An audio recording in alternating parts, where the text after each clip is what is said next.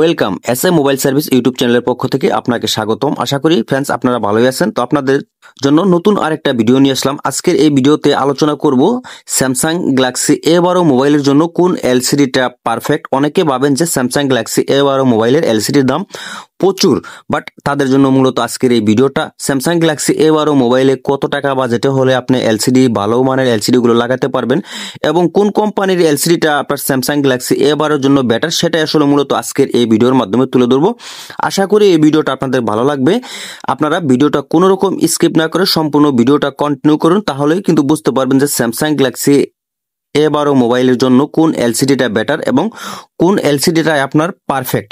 তো যাই হোক, এই মোবাইলটা গতকালকে রাতে এক ভাইয়া নিয়ে আসছেন, নিয়ে এসে বলতেছে ভাইয়া মোবাইলটা নাকি হঠাৎ করেই ওনার হাত থেকে পড়ে গেছে, পড়ে যাওয়ার পর ডিসপ্লেতে আলো আসে না, মোবাইলটা চালু হয় না। তো মোবাইলটা আসলে আমি চেক দিচ্ছি, যদিও স্কিপ করছি, চেক দিয়ে দেখছি মোবাইলটাতে পাওয়ার আছে, বাট এই মোবাইলটার প্রবলেম যেটা সেটা হচ্ছে কি আপনার মোবাইলটার এলসিডিটা অনেকটাই ভেঙে গেছে। তো যাই হোক, যেহেতু কাস্টমার ভাইয়ের কথা হলো গিয়ে অরিজিনাল কোয়ালিটির একটা এলসিডি একদম লো বাজেটে, তো আমাদের কাছে আসলে বর্তমানে লো বাজেটে অরিজিনাল কোয়ালিটির এলসিডি বলতে আপনার ক্রাউনের এলসিডিটাই বেটার।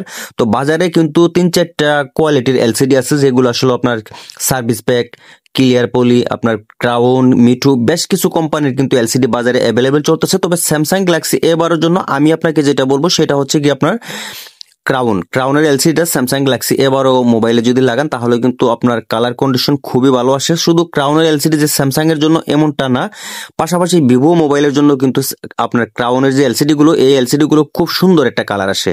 তো যাই হোক, আমি এই মোবাইলে আমি স্যামসাং এর যে মোবাইলটা, এই মোবাইলটার মধ্যে আমি ক্রাউনের একটা এলসিডি লাগিয়ে আপনাদেরকে কালারটা দেখাবো, আসলে এটা কালারটা কিরকম আসে এবং ক্রাউনের এলসিডিটা আসলে কিরকম টিকসই হয়। যদিও আসলে অন্যান্য এলসিডির তুলনায় ক্রাউনের এলসিডিটা একটু মুড়মুড়া যদিও হয়, আসলে কাচের জিনিস, যে কোনো এলসিডি যেহেতু কাচের আর হাত থেকে পড়লে এগুলো মুড়মুড়া হওয়াটাই স্বাভাবিক, কাচের জিনিস মুড়মুড়া হবে, এটাই বাস্তব।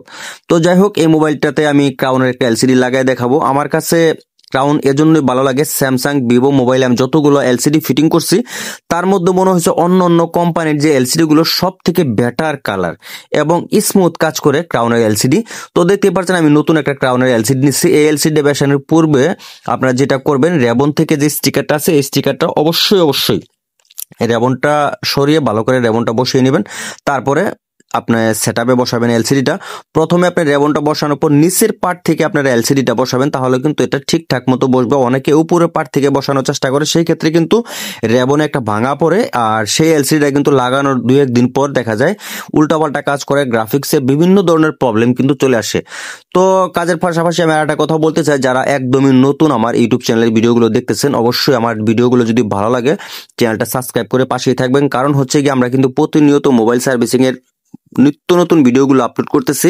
আমার চ্যানেলটা যদি আপনি সাবস্ক্রাইব করেন, সেই ক্ষেত্রে কিন্তু আমি ভিডিওগুলো আপলোড করা মাত্র প্রথমে কিন্তু আপনার মোবাইলে চলে যাবে।